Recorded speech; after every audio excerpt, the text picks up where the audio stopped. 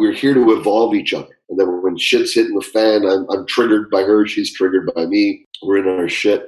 Then it's like one of us has to make the noble gesture, the Camelot gesture of I'm going to open my heart first.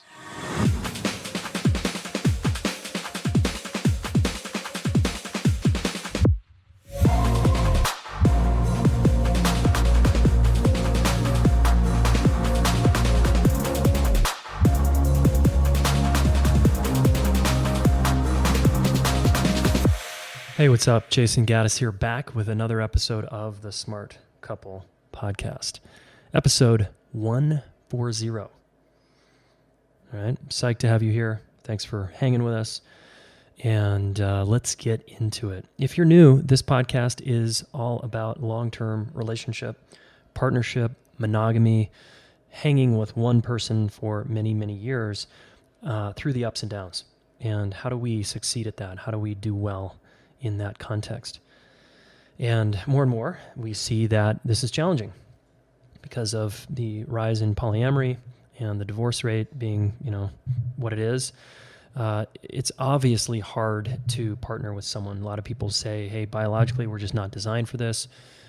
This is not how we're made. I tend to disagree.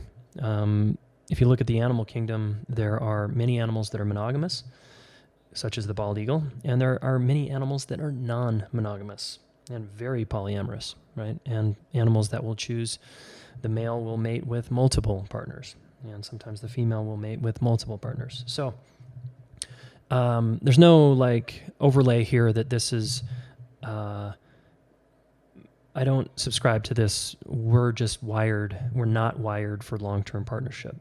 I disagree. I think some of us are.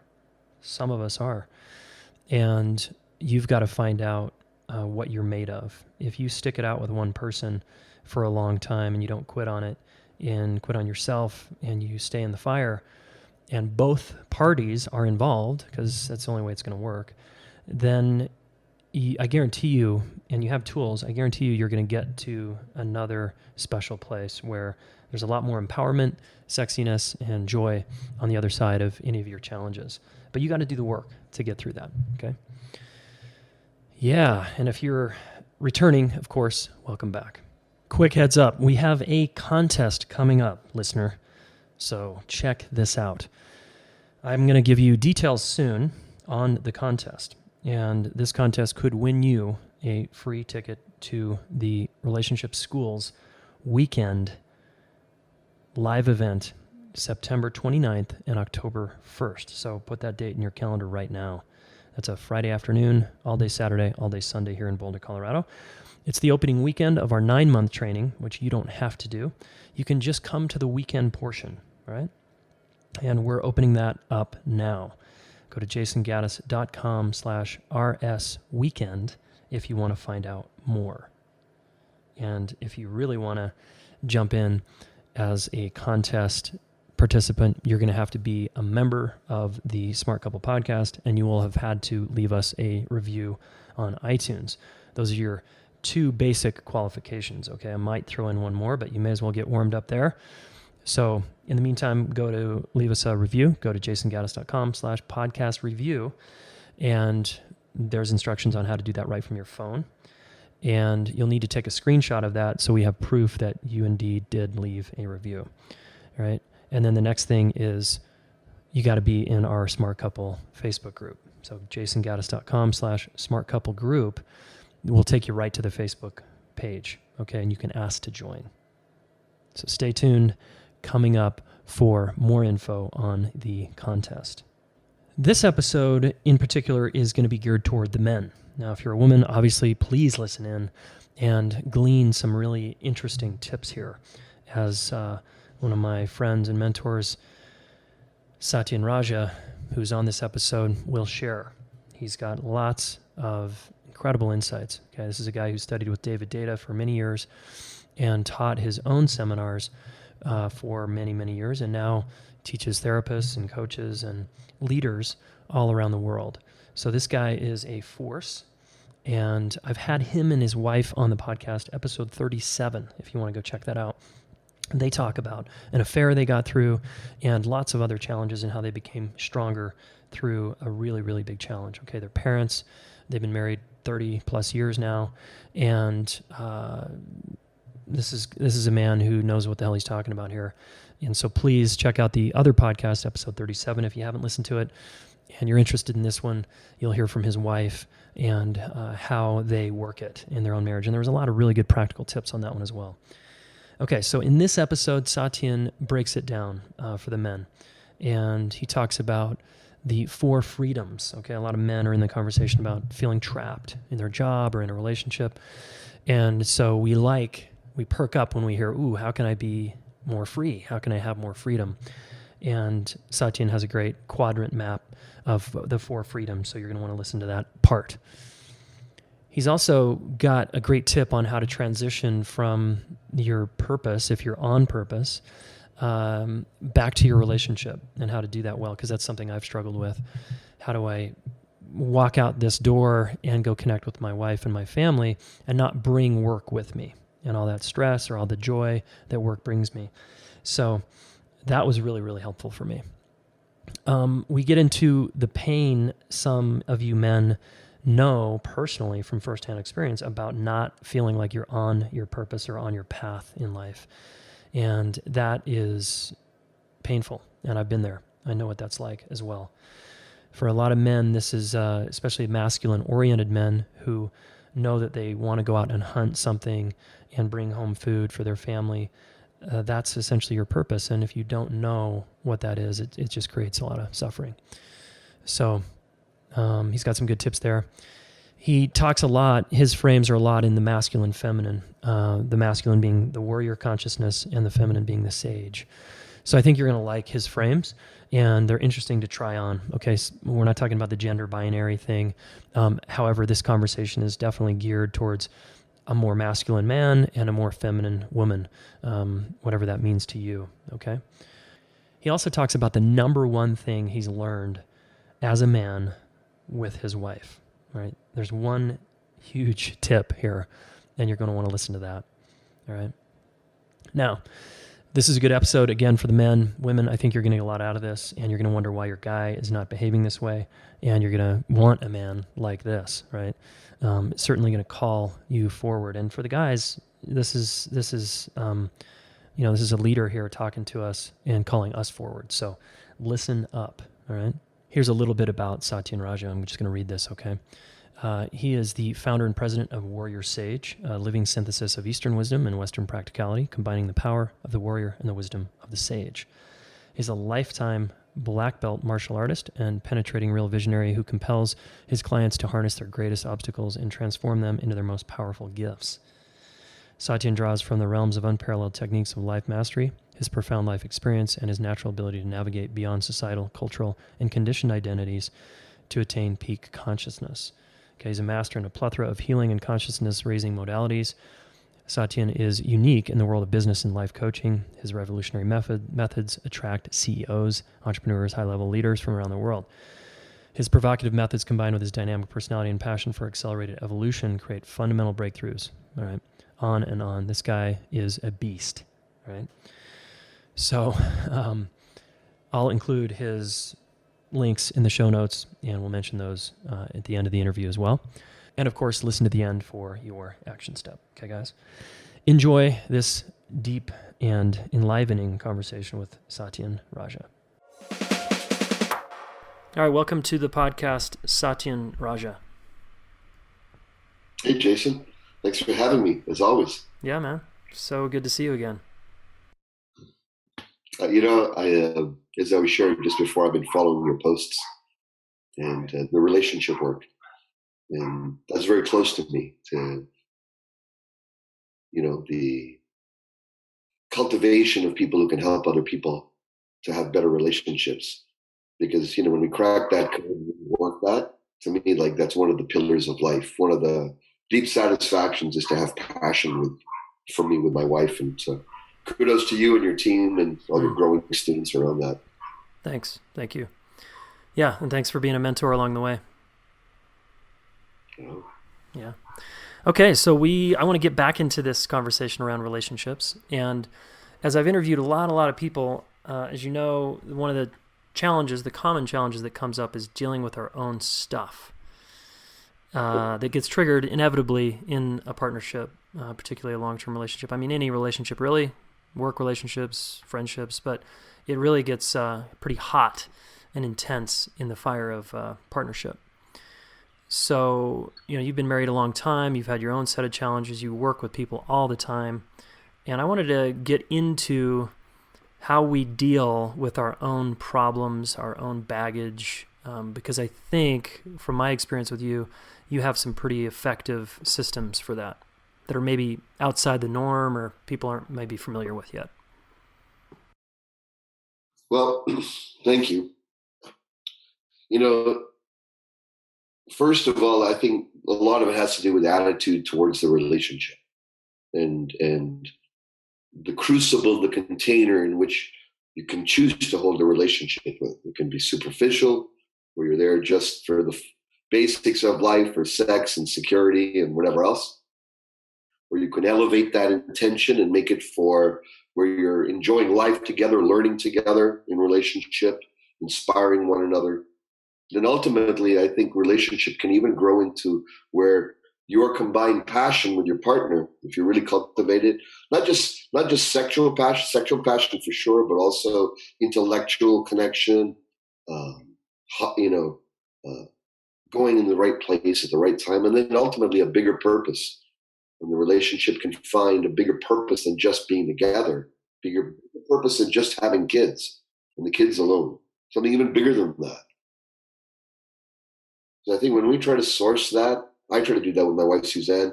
What is our biggest purpose? And she'll ask me. And then we align around that. And when we do that, that attitude that we're here to evolve each other, that's the one I like to take and works best with my wife. And then when shit's hitting the fan, I'm triggered by her. She's triggered by me. We're triggered. We're in our shit. Then it's like one of us has to make the noble gesture, the Camelot gesture of I'm going to open my heart first. I'm going to take the high road. I'm going to be the one who's going to take this as an opportunity to evolve our relationship rather than dig my heels in even further. Whoever the first who does that is that's an act of love. Yeah. Especially when you don't want to. Yeah, big time. Yeah, that's a great frame. I just love this notion of I think what you're speaking to is what I call the shared direction. Like, what you're saying is this, what's our biggest, like the biggest vision for us in our life together. And I'm guessing so few couples actually go there because maybe they're bogged down, in day-to-day living or fighting or. You don't even think about that because we're filled with all types of, in my work, I call it emotional charge. Yeah. Yeah. The way I look at work of this particular philosophy, you ask, what's my particular philosophy around this? It's very simple, in fact, because there's so many systems of self-help, psychotherapy, psychology, all with their own wisdoms, their own power, their own insight, but they're all different. Is the Jungian right, Freudian right? Is this particular method, this particular method? There's so many methods all the time.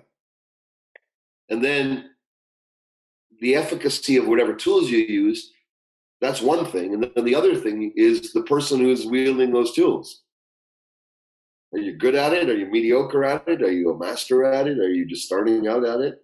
You want to be able to cultivate those. So when I'm looking at these things, what can we actually do? For me, the number one thing for me is not just that it feels good, but that it works fast. Yeah. That it works deeply, and then we get to deal with our core root without going around and around and around and around. Because I found with men, I'm a man, I found with more masculine-oriented men, a lot of us don't want to spend hours doing talk therapy. We don't want to spend hours. We want to get to a solution faster. Now, it's good for us to learn how to be better listeners for sure, to receive more, to up, 20, 30, 40% our ability. Like our game around listening and receiving without saying anything, without offering fix-it methods, because the masculine consciousness is always trying to get to the end of something and wrap it up to completion. We can curb that part back. because the feminine's disposition, their deepest core, is about being received and the flow of connection and the flow of love. Mm-hmm. So if we know that that's their higher priority and we give more space to it, that's one of the number one things I've learned as a man in a relationship with my wife is, man, just shut the fuck up more, more, more, more, more, more. And then soften the front surface of my body, listen, receive, receive. But that doesn't mean lay on my back and be a doormat. It just means fully absorb, like breathe her energy and her emotions. Actually, don't wall off. Don't wall off in any way. Unzip the wall that's in front, the masculine energy. You can feel it because masculine tension and anger, how it shows up, it goes up the front surface of the body and our heads jut out. We become like a bucking ram. Yeah. When we're really angry, even our chins pop out. Yeah. Right? Yeah. I'm laughing because I know this, yes, in my own body. Right? So what we can do, first of all, from the martial art tradition, from the yoga tradition, is we calm the energy down. So when we feel our anger come up, we feel we were stuck in our stance. Just imagine like a cooling energy coming down the front surface, like a waterfall. And then you can be more, just breathe a little. Because it can sound crazy and obviously very emotional from the masculine standpoint of what's going on in a relationship. It's like way crazy. Crazy. This is far more response than what the situation requires or is called for. Because we're always trying to get to nothing and solution and quiet and peace. Whereas the feminine thrives on the energy of the connection. If there's too much peace, quiet, and neutralness, which the masculine loves within us, the feminine's going to feel bored, left out, alone, and wanting your contact. Yeah, so funny, right? It keeps us on our toes. Keeps us on our toes, and we got to be able to receive the energy and still make a decision. Yes, I'll give you 5, 10 minutes, half an hour of my presence, my good undisturbed energy, and then be a dedicated man. Right, is what I say. Is let's be dedicated and give our children, our wives, our partners some really dedicated presence. That way, they're not yearning for it. Because if we're with them and we're giving sort of half-assed connection and presence and praise and attention, noticing how beautiful she is, noticing how smart the kids are, noticing the fun stuff, even though it's boring to you. I mean, some stuff is boring to me. I'm not into blocks and things like that, but our kids are. So it's bringing our attention to what's interesting for them. And that's the cultivation we can do as husbands, as partners, as fathers. I almost hear you saying, see and notice how she sees the world and what she is digesting with the kids, let's say, and see her there and speak to her there. Is that kind of what you're saying? Exactly. And you've probably heard this, this, we all know this. This is around that the masculine, we like to come to the completion of things so we can move on. Yeah, back to the speed thing, right? Yep. Right? So, but the feminine really needs the nourishment of our undivided presence. This is what I found, and I'm still working on. I'm in a relationship with Suzanne for 30 years. There's no mastery ever around it. There's just an everyday cultivation. It's like a gym of relationship. How do us husbands, let's say, for the listener that's in that camp,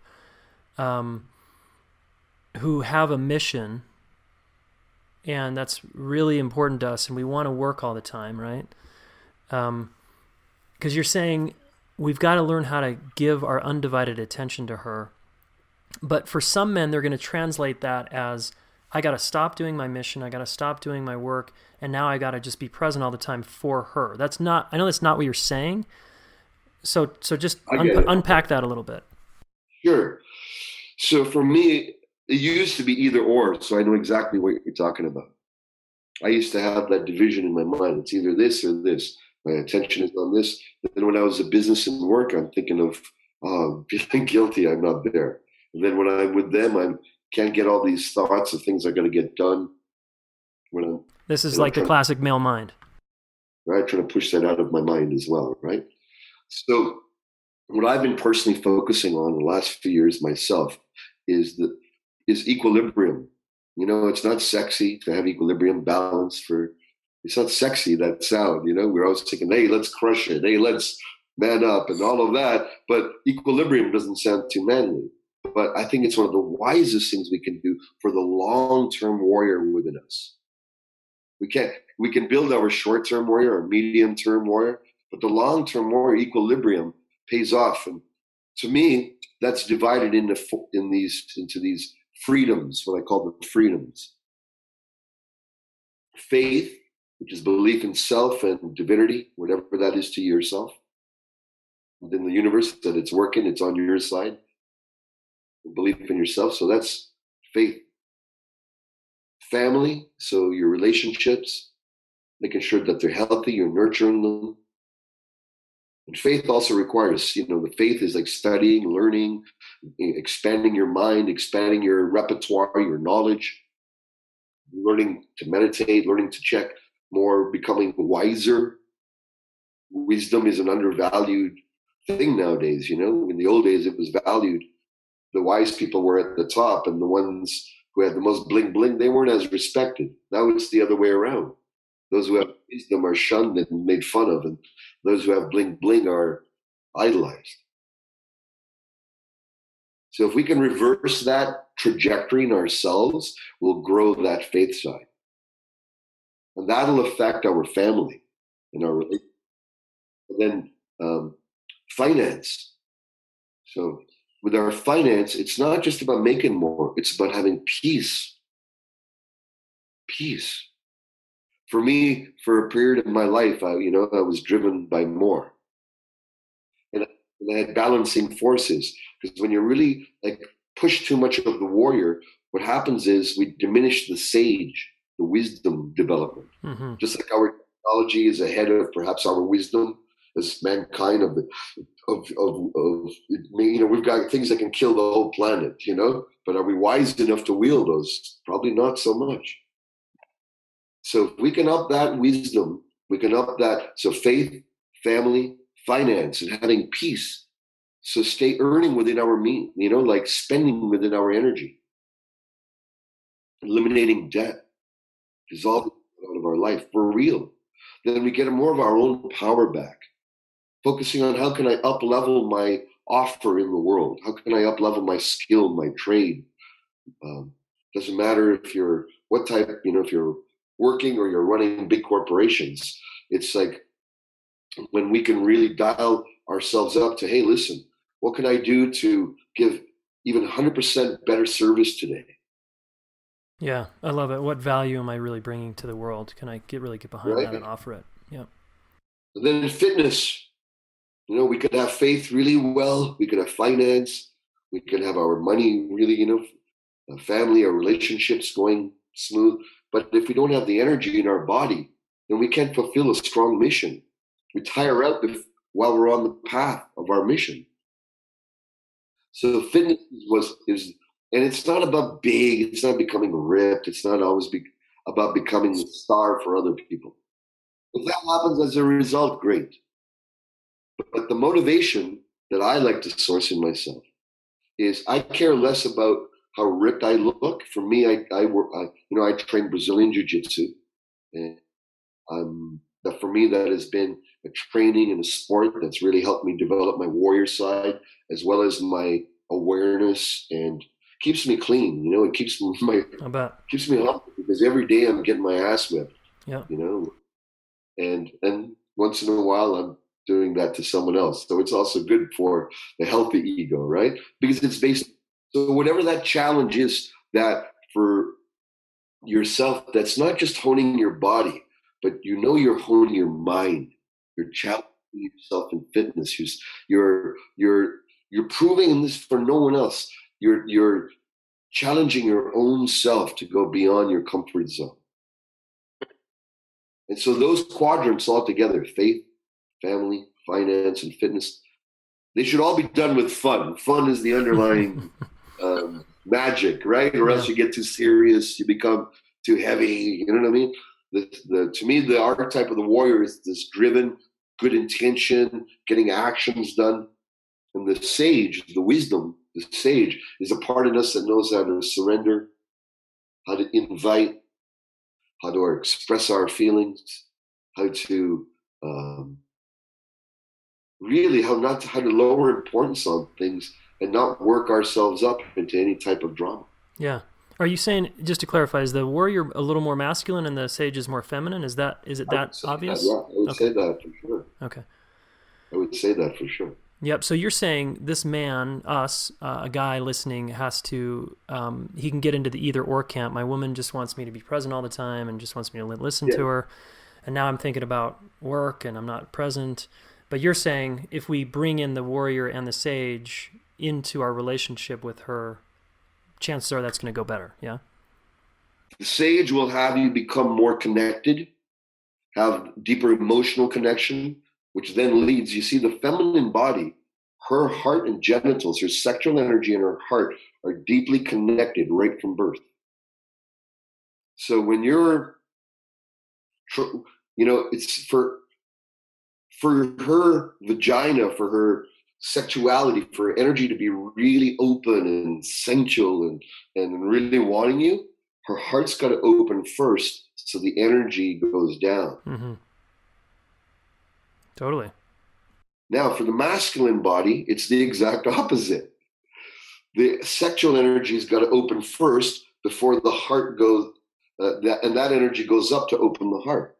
Are you saying, and is that kind of a, not to get too black and white here, is that an always kind of, would you say that's just 80%? Would you say generalities? Okay. Generalities, and there's generalities in, but the thing is what can happen is we could be really like loving, caring, but then not be turned on.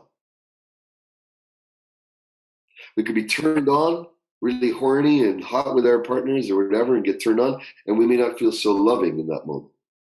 What's really delicious to the partners is both, as you said, not either or, but learning to combine and to cultivate both of those aspects. That warrior, the one that has presence, the one that has claim energy. You're mine, I love you. That can make her feel safe in your strength, in your sureness, yeah, in your integrity, right? Yeah. Right. So the presence, claim, that ability to penetrate her with your eyes, your heart, not only your genitals, heart, and your eyes and your soul. Letting her being a full-bodied, full soul type lover. That's like that's a journey, but we just have to want that. Yeah. And that will start to start. So, okay. So what's a practical exercise a guy can do if he's in that camp we talked about earlier where he's with her, he's having a hard time being present because he's stressed out about work or he's can't wait to get back to work or something? What's sort of a simple hack or just a technique that he might be able to do to get to work on this? Because that's maybe his habit or his default. What works really well for me is, so if I'm having a series of, so for example, before I hopped on with you today, I was in my Brazilian Jiu-Jitsu class with my mentor. And I knew if I just come like that, probably maybe I needed to shake off the energy. So what I did was I take 10 minutes minimum. Sometimes, if I need more, I take more. But 10 minutes minimum when I'm finished some project, some martial arts, whether I'm finished some business meeting, some work meeting with my staff or whatever, my team, then I take 10, 15 minutes and I totally just, I breathe. Sometimes I'll go for a walk in nature and grass. I'll lay down on the ground. And then I make a conscious decision to change my identity. Because in one realm, I'm the identity of a martial artist. In the other floor that I'm on, I'm the identity of a team, one of the team players in business. But if I bring those two identities and seep them into my identity of being a husband, it's a bit weird. And I used to do that. I brought my business identity mindset, and plus I'm also a coach. So the worst thing she doesn't want me to coach her. I got my coach hat on. It was like residual. Like I had a hard time getting out of one head space and then moving into the other. Totally. Yes. So what I do is now I do a ritual of take 10 minutes. I'll take a breath and I'll just imagine I'm cutting all the connections like this, like a martial art, like I'm just cutting all the connections to that world I was just in. So I just like from the front surface of my body, I do that with a deep breath. And anyone can do this. You can do this with me. It's just like, and then you just, then what I do is I say thank you to the space I was just in, the people, the interaction in my mind. I just say thank you. And then I close the door to that in my mind. I just literally close the door to that. I visualize closing the door to that. And I thank and I walk away. Then I think in my head, okay, who am I going to be meeting? Oh, it's going to be my daughter and my son. Okay, I got to put the identity on as a father. I can't put this other identity on. It's got to be me as my father identity. My wife alone, it's that. I'm of a lover, but it's, I put my lover identity on. And so it's about dialing in what type of relationship you want to have for the rest of the day with them. And then seeing that, visualizing that. So how I cut off that and I said close the door to that experience, which was business or martial arts before I came here. Well, I'm going to do the same with this when I go meet my wife, who's made a nice lunch for me after this interview. Wow. My wife's going to love this because, I'll sometimes come out of the office, I work from home, and I can't wait. I'll be in this space of excitement or something or stress, and I can't wait to share it with her or offload it, right? And I'm doing it literally as I'm coming out sometimes, inhaling some food, and she's just kind of like this, right? Because I'm bringing it all into the mix. It's coming from doing her thing. Right. So I'm appreciating this because this is going to be a good exercise for me. So that's the one I do. I take a few breaths and then I connect with them. And then when I come in, I show my soft self, like my true self. Yeah, my heart. So I'm available, honey. I'm who I am in every situation. I'm not acting. I'm changing the identity, the responsibility I'm on. Right, but like I'm always myself. I like what you just said. You're not acting. You're not trying to be someone you're not. You're being who you are as a dad. You're being who you are as a husband. You're being who you are as an entrepreneur or whatever, right? A coach. Yeah, great. Exactly. Nice. And I'm guessing that gets received well, right? Physical action is good. The physical action and taking 10 minutes away is good because we deserve it. We need that we move too fast beyond it, from one world to another. This is what I've learned. And when we can just have these in between the worlds experience, and that becomes our 5-10 personal sacred time. Yeah, readjustment, transitions, right? Like slow down the transitions. Yeah, you got it. It's just like a fighter. Boom, boom, boom. You go fight one round. You come back. The bell rings. You sit on there. You breathe. You recollect yourself. You get ready. You visualize. You get a feedback on how that last round was. Okay, that was good. Keep your hands up higher. Blah blah blah. And then you get some coaching from you. And then you go out there and you do it again. But it's a different. But now you're going in a different world. The more you bring physical ritual into that, the better it is.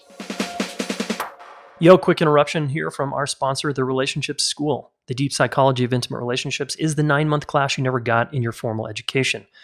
This class teaches you the difference between caretaking, enabling, and loving someone fiercely. We cover boundaries, conflict, and how to own your needs, and so much more. This class helps you get more empowered in yourself so your relationships are safer and sexier.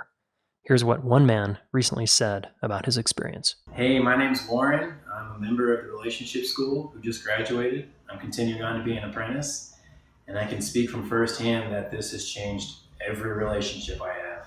From my mother, to my kids, to my girlfriend, to even former partners who want me to listen to them. It's just been powerful medicine, and I'm really appreciative.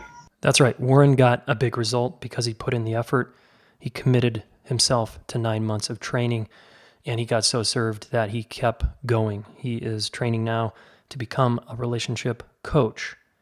Okay, a lot of you are natural born helpers, and you can actually get paid to do that if you want, to help other people through their relationship challenges, like Warren is going to do.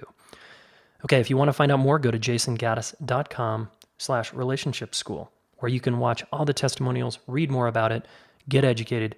We're starting in just under a couple of months, and look out. It is going to be a rockin' good time. Okay, so come hang out with us. jasongaddis.com/relationship school. All right, back to my man, Satyen. Cool. Let's transition to, I want to talk about two things here. One is men and purpose, and then I want to come back to our original question around healing and more inner work on ourselves, maybe your process to do that. So first, this purpose thing, because we're a little bit talking about kind of a traditional male-female relationship here, where the guy is working and the woman's, waiting to receive him, let's say, even though she's probably been working also these days. For a guy how essential do you think for a man to be in his mission or on a purpose in his life? And how, if a guy is not doing that, how does that impact his relationships, especially his primary one? Because so many guys are lost, right? There's a lot of men that are lost and purposeless.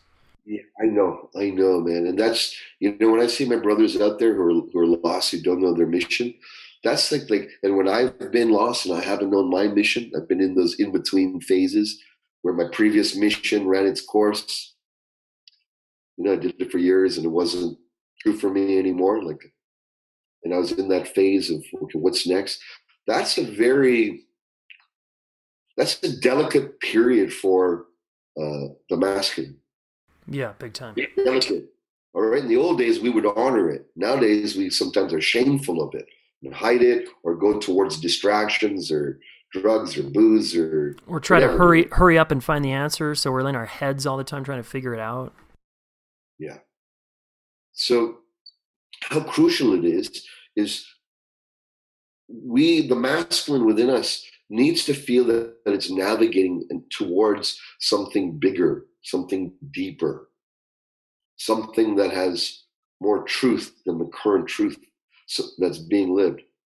We need that. We need to be moving towards something that's giving us a mission that's creating more freedom for ourselves and freedom for our families and freedom for society, whatever level you're drawn to engage that at. And unfortunately, this world doesn't support our own inner mission. It usually supports us latching on to someone else's mission. And if that's the case, so be it. If it's true for you, then you're part of some other bigger mission. Great. There's a lot of clubs and organizations which are doing good work, which you're not going to get paid for, but it's to get involved in something that's doing good, moving your heart forward, making you feel like you're contributing beyond just the everyday, livelihood of life. Yeah. That part is very valuable to nurture. And if we don't, we're going to starve, and we'll really end up in a lot of bullshit distractions, spending money going on this and that, casinos, and never being fulfilled, really. Yeah, and then how does that impact our relationships? Because I see this a lot, right? Well, if you're distracted and you're not in the meditation or in the deep consideration of what's your next path, what are you really meant to live, what's your mission or purpose, it doesn't have to be huge. It doesn't have to be huge, but when you're floundering in it or you're not active about moving forward in it, it actually causes our women to mistrust us. They feel that they have to shore up their masculine direction in the absence of your mission. And so their mission accomplishment, they start to build up and get stronger in that and feel that they have to, because they're responsive to the fact that it's perhaps not activated, or you're fearful about moving forward with a mission that you feel is inside of you, or you've been procrastinating or holding back in some way. That affects our partners by having them become more rigid, more firm, more masculine themselves. And then that tends to lower the attraction factor, the sexual attraction factor, as well as the passion diminishes. This is the long-term effects. And then ultimately the loss of trust. And this is all nonverbal. They're not even thinking this. It's in their body. They feel it. But the beauty of the feminine is the moment you do find and you say, okay, I'm going to make my purpose. And this is not a trick, a mental trick, but it's got to be genuine when you say, you know what, I'm really confused about my purpose. So I don't even have any idea.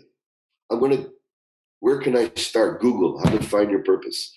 Go to Jason, let me find out a class, or go to consult him. How do I find my purpose? Whatever, like just starting and embarking on that journey, if you are in those lost realms, is your first heroic step. Yeah, being in the question. You got to take at least 3, because one you may quit after the first step that you're in. You got to take 3 and then get the next 3 instructions to move forward. Do it in steps of 3.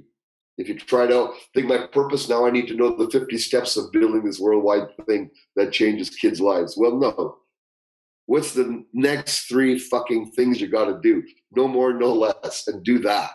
Because that way you'll feel fulfilled at the end of a day or 2 that you move 3 steps forward rather than staying around in dreamland about your purpose.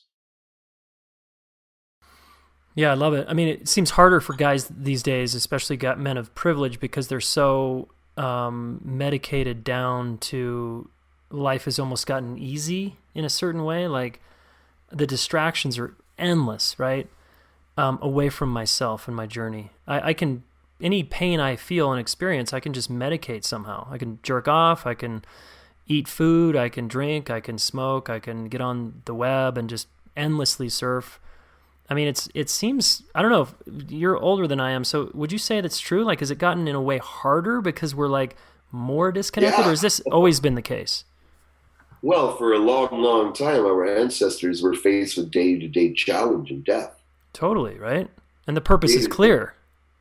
It's to survive another day. Yeah. To get your family through the week. Yeah.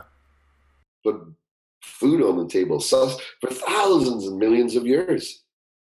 Right now, we have many comforts in our life, many, many comforts. And like you said, the internet and all these particular things that we can be drawn into. For me, the biggest solution is cultivating depth. How do we do that? You first recognize where you're being shallow, where life sucks, where you're too reactive, where you've got traumas, you've got reactions, you're pissed off too often, you've got vitriol, you've got resentment to people, you're righteous about something, and you've been righteous. Those are the areas, that's the first area that you got to go, okay, you know what? To go deeper, the first thing you got to recognize is that you are the generator of that. There's something not only out there in the world, but also inside of you. And you got to have the humility to be able to take a breath back. How you go deeper is you start with humility to look at your own self from an objective, from standing out. How you also go deeper is you circle around with other brothers who can see you beyond your own blind spots. I surround myself with brothers. I have my own confidence in myself, and I've done well for myself in my life. But to keep myself that way, to keep myself honed, I make sure that I'm not like, king of my own hill. Mm-hmm. I make sure I'm not the king of my own hill. Where you're all insulated. That's why before I came to this class, I got the shit kicked out of me, right? Uh-huh. For like, 3 rounds of 5 minutes with black belts, right? Like bam, bam, bam. And they're like crushing me, right? So it keeps their viewpoints infuse mine. I get to see where my blind spots are. Well, we must do the same psychologically. We've got to do the same with our personality, our identity. Dude, you're amazing with children and this and this, but your wife, you talk to her like she's only a mother. You need to speak to her like she's a sex goddess, like she's hot, even though she's not hot to you right now. Treat her and talk to her, let her know what she, like, babe, I mean, your ass is so hot. She may feel like it's like 12 feet wide, 3 months after having her child. But you turn it up. You make her feel like a woman, not just like a mama. So that's an example of getting insight from other brothers that can shore up your blind spots and up level your whole being. I think that's something that I do, and I've been doing it all my life. Yeah, it's been huge in my life as well. Yep. Right? Oh yeah. Unbelievable. Accountability, challenge, that kind of like no bullshit advice, cutting through my crap, seeing my blind spots when I can't see them. And then read stuff that's above your reading level. Read stuff above your reading level. Don't just laugh and giggle about stuff. Don't something that's outside of your framework. Yeah, where you feel like a student, right? Pick up a book. Pick up a book on spirituality. Pick up a book. And I know you have amazing books you recommend. I saw one of your posts of the books that you read and stuff. Or I think it's like read stuff that's going to make you deeper daily. I'm surrounded by books. I got books all around me. Yeah, it's been helpful for me too. Yeah, okay, so we're talking about depth for the men that are listening, and this obviously applies to women too, but we're zeroing in on guys. Like one of the first steps that they can do to move towards more purpose and meaning in life is to cultivate depth, is what I hear you saying. And one of our first steps, you said, is to call ourselves out on where we're being shallow, right? How we're just all the games we play to avoid and dodge and weave responsibility. And get your buddies that you trust. Say, guys, tell me what I'm good at. Tell me my blind spots. And you got to be like totally hold yourself in and don't say when they're telling you your blind spots, or actually when they're telling you good stuff, don't go, yeah, okay, thank you, man. Just shut up. Just go receive it. When they tell you the stuff that's sour, hey, dude, you're this and this, or maybe this area, that do the same. Don't justify. Don't tell them why. Don't get pissed off them because they told you the brass tacks. They're giving their reflection. When you can treat their praise and critique, and you treat it with silent power, praise and critique with silent power, man, that's depth. That's a powerful way to cultivate depth, is be immovable by both.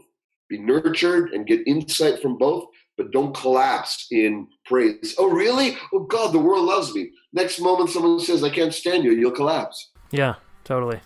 You'll be rocked around. Someone says, you're awesome. Thank you. I appreciate it. Keep it simple, noble, like a warrior. I love it. Do the same. Hey, dude, you're a dick. I can't believe it. Thank you. I received that. Exactly, man. Now we're talking. Okay, so let's say the guy's working on himself. He's starting to do some of this shit. Now I want to just transition into healing before we stop and wind down. And I want to just kind of pick your heart and brain here about this one, because I love, you've given me a session before and it was really powerful. And I know the work you do is really deep with people and effective and, like you said, efficient. And so just let's zoom out and talk high level for a minute about kind of trauma, victim consciousness. What is it that we need to do to truly get empowered? And then maybe a couple steps on how, based on your methods and experience. Sure. So trauma is anything above and beyond what we could possibly handle at any particular time when we were a youth or child or baby or adult. It was some extreme experience, physical, mental, emotional, something that was just overwhelming, and car accident, just someone hitting you, something not so nice. And so in that moment, we shock and we freeze. In my work, I call it accelerated evolution, and we have accelerated evolution guides who help people go through and release trauma. And we do that like literally in like 30 minutes or less. It's like very profound method that one of my mentors taught me and that I'm training now, guides, coaches, physicians, therapists around the world. And so I advocate it because it's deep, it's effective. And the whole philosophy behind it is that these traumas suspend part of our evolution back there when it happened. We made a decision of defeat in that time. Because of that, I won't do this again. I won't trust men again. I won't trust women again. I won't trust business partners again. I won't trust black people again, white people again. Whatever that trauma in that particular time makes most of the time an unconscious decision made in the moment of some type of overwhelmed defeat. In that decision, that's operating unconsciously underneath us. So we avoid all the stuff of life so as not to recreate that trauma again in the present or the future. Unfortunately, when we grow up, that hinders us. It keeps us from the full enjoyment of life because we're in defense mode 5, 10, 20, 30 years later. Our body's in defense mode. Our psychology is in a defense mode. And because we've been living like that for so long, it becomes the norm. We don't even know what it's like to be without that charge. So trauma is sustained or gets lodged into 4 elements in our mind, in our being. The first one is mental images. So traumatic incidents. I remember a bike accident I had once. I remember I flew off the bike and I just sort of froze. So that image was there in my mind. So mental images. Thoughts is the other area that trauma gets lodged in our thoughts. So I'm not worthy, or I'll never be strong enough, or this is my fault, or it's my fault, all of that. So there's all of that, right? So mental images, mental thoughts, and then emotions. So feeling of guilt, feeling of helplessness, feeling of, you're moving forward towards some type of goal, and then you feel flat again. You don't know why. Where'd the energy go? How did I peter out? Why did I get lazy? It could be a trauma underneath in the psychology lingering. So images, thoughts, emotions, or feelings. And the last area trauma gets lodged in is the body sensations, the body experiences. Our breath can become more shallower, and we're doing it for 20 years. We don't even realize. Perhaps we've never taken a deep breath to feel safe enough, because our psychology is protecting us still from recreating trauma. So it could be our breath, our posture, our guardedness, our ease in social settings. All these things could be affected and are affected. And so trauma literally limits and crimps our ability to have a full, pleasurable, peaceful, and really adventurous life, because we're living muted in a way. Some of us, to some degree, have muscled through it, powered through it. That's one way of doing it: muscle through it, power through it, overcome it. But you can do that, but there's a balancing force there's a backlash when you use excessive will to overcome. And if you haven't faced it, it keeps coming up, So traditional methods aim to unpack, speak about it, share about it.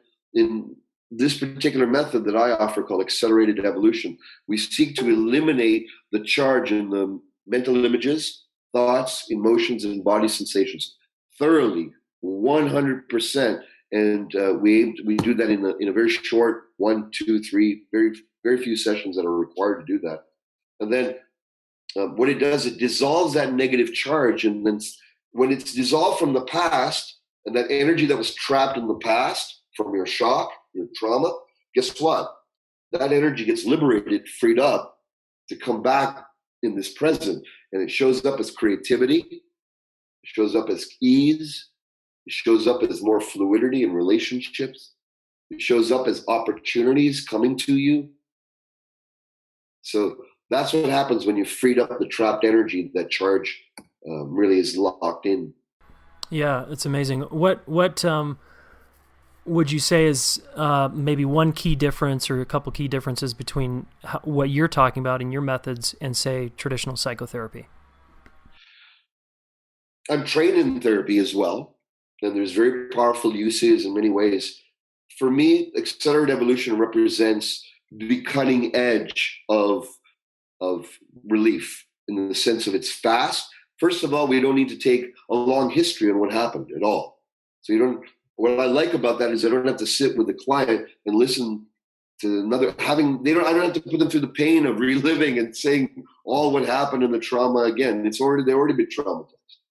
So with accelerated evolution, we don't even need to hear any of that. We just need to know you came into it. You can share whatever minor detail of it. That's all you need to say. And then it's also fast. So rather than going for 6 months, 1 year, 2 year, 3 years of sessions, the release of the charge that was holding one back can happen even in one session, like totally gone. Yeah. And for some people who are more stubborn, a little bit longer. Right. What I remember And, with the session you gave me is, correct me if I'm wrong, but there's a real balancing force to it. So, and it's very much in the body, but what some kind of gross misunderstanding here might be, or just simplistic understanding, is taking the pain and also seeing the other side of the pain and almost titrating between the pain and a resource, or how it helped me, or would you say something like that? Like, how would you say it? yes, exactly. So there's different methods that we use based on what someone comes with. All Okay. right. Because sometimes the trauma affects one area, but it's really affecting the relationship, or one's ability to make money or to keep money, or one's ability to get inspired around health or whatever. It affects different areas. What I've experienced is that what we basically do is we have a person go through a very specific guided protocol, a very specific verbally guided set of instructions, which take them through the traumatic experience in a very short way, and then gets them to duplicate. The philosophy is that if we duplicate the original charge, the images, the thoughts, the emotions, and the body sensations thoroughly, then it vanishes out of your mind. It's actually gone. But if you keep talking about it, you linger it. Every time you talk about it, you're remembering the last time you remembered it. You don't remember the original time. You're remembering the last time you remembered it. So that's the other big difference is we go for elimination. We also go and we look at all the alternate viewpoints that are involved. So Yeah. if it's a relation, if it's some upset or trauma or feeling of doubt or feeling of you feel stagnant in a relationship, or you're stuck in business or work, we look for where's the charge. That's what Accelerated Evolution Guide does, is we look for where is the biggest charge you hold, and what are the images, the thoughts, the emotions, and the body sensations. And then we take them through an exact guided protocol, and depending on which one, and then what happens is the charge dissolves out of that. What is left with is a state of peace. It's beyond psychology. It's not just a mental, it's not just like, I feel better. It's more like you're in a state of the mystics would call it a state of oneness, a state of expansion, a state of total clear mind where there's no problem anymore. And like Einstein said, that you can't change the problem at the same level of thinking that created the problem. You need to jump a level of thinking. So what we do is we jump to the highest level of thinking that we can get to, and that changes our relationship. Then we get to restructure the problem. So not only is there a relief, there's a growth in wisdom, and you feel good inside and peaceful. Yeah, thank you for giving us a quick hit on that and describing it. If someone wants to follow up with you or your team or your coaches, what's the best way they can do that, the listener? Well, if you want to experience, and we actually have an online training, and we also do free webinars on simple methods that you can utilize at home yourself starting today. And to find that out, you can go to I'll give my main website. It's warriorsage.com, WARRIORSAGE, warriorsage. We'll put that in the show notes. And then there's also aemethod.com. AE standing for Accelerated Evolution Method.com. aemethod.com. And there you can be invited to our next webinar that we have, where I actually teach some of these methods that people can learn and do at home right away on themselves. Yeah, great. That's another benefit to this model, right? Is we can do that work on ourselves. We don't have to go hire someone necessarily, maybe in the beginning, but eventually once we get the hang of it, it can be something we can do on our own. Exactly. For me, the Warrior Sage is about, yes, get help, get insight and so forth, but you got to do the work. You got to do the push, you got to do the work.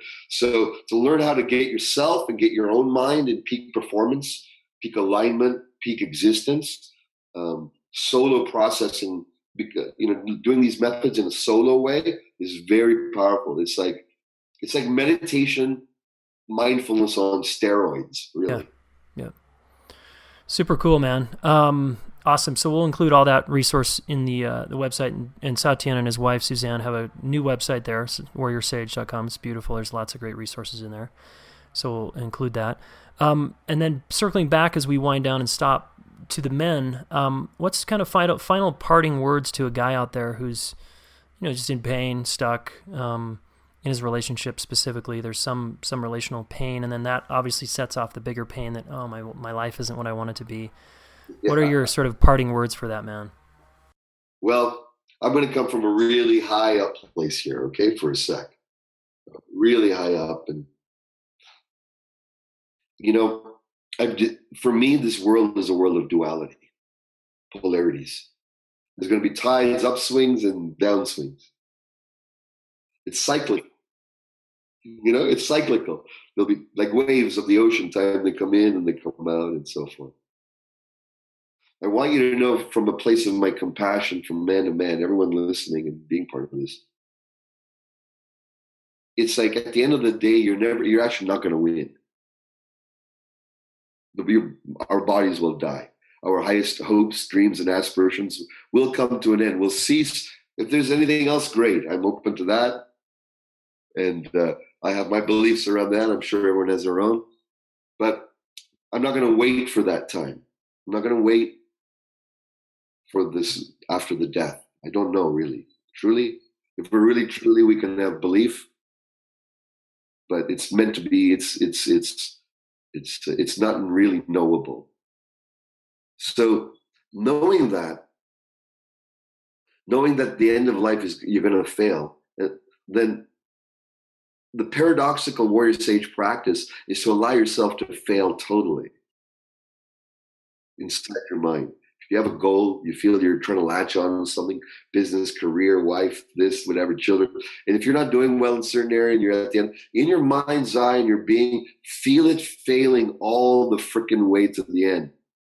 Just imagine it, your worst disaster, everything falling apart, you go bankrupt, everyone leaves you, whatever your worst nightmare would be. And then sit in meditation at the end of it. Just be quiet for a few minutes. And you'll realize you're still here. Then from knowing, because we always try to stop ourselves from going to the end, visualizing the worst thing that can happen, right? But if you do that and you let yourself go to the end, then you'll come to a place that the Buddhists call detachment, where you've lowered the importance on all the things that your attachments. Then when you're in this place of lowered importance, after you've seen it all, now do the right thing. Now do one thing. Like I said, 3 steps? Yeah. 3 steps. 3 steps. That's it. Do the freaking 3 steps. 1, 2, 3. Do your work. But do it from the place of lowered importance rather than hyping yourself up. You'll find that you'll actually be it'll activate a whole other level of secret power, which cannot be gotten only from motivational intention. Yeah, like brute force or willpower. Awesome. Wow, thanks for that deep download there at the end. I love the depth you bring, Satyen, and it's always great to connect with you. Really appreciate your time here. And my love and the respect to all the brothers and sisters and everyone listening today. Yeah, thanks. There you have it, Mr. Satyen Raja. Very powerful episode for the men, especially. Guys, if you're not on your path and you're in pain about that in some way, remember, here's your action step. Do 3 steps. And your very first step is to get honest that you're in pain about it and own up to it. And tell your partner, tell a close friend, hey, I'm not on path here, or I feel like I'm not on path. I don't really know what I'm doing with my life. I'm in this lame job, or I've tried a bunch of things and I feel lost, I feel depressed, I feel confused. Take responsibility for it. Remember, he said, a woman will mistrust you, especially if you're posturing, pretending like everything's fine when it's not, because she can sniff you out there. And so can just sensitive people, even your friends. So be very honest. And the first of those 3 steps is to admit what's going on to yourself and then out loud with another person, right? Ideally your partner if you got one. And then the next step might be to do a search, do a meditation, do a retreat, actively be engaged in that conversation and make it your top priority at this point in your life. I'm going to find out what I'm here to do. And then my own 2 cents on that, by the way, that we didn't talk about in the interview, is it's right under your nose. And you can look to your pain to your path, to become your path. So if you have money issues, maybe money is something, the lesson you need to learn, and that's something you're going to teach people. If relationships have constantly been painful for you, then maybe you have something to learn clearly about relationships, and then maybe someday you're going to be teaching about that. So someday I'm going to teach a course for the men and perhaps the women on purpose and how to uncover that. It's not so much how to find it, it's like how to uncover it, because it's right beneath you. You just got to know where to look. Okay, excellent. And man, really grateful for this guy. Go check out his work. You can find him on his personal website. I think it's satyenraja.com. And you can also find him at warriorsage.com. And they've got a new website. Scroll down, you can see him and his wife there. And, they're on a mission to help the leaders of the world. And from what I understand, they have a really amazing training for evolutionary leadership, right? Now, once again, contest coming up to come to the relationship school. I'm not quite ready to announce this, but any episode now, you're going to hear the details. And remember, you've got to be a member of the Smart Couple group, and you're going to need to leave a review for us on iTunes to qualify. And there may be one other qualifier, but that's it for now. Stay tuned. Listen closely. I'm guessing it's going to be the next episode where we announce this. And that means you could come to Boulder, Colorado for the Relationship School's live weekend here, September 29th through October 1st. It's Friday afternoon through Sunday night, all right? So you could fly in Friday morning. You could drive. You could shack up with one of our Relationship School students here in town if you want to save some dough. That might be a possibility. It's going to be at the Hyatt Place here in Boulder, okay?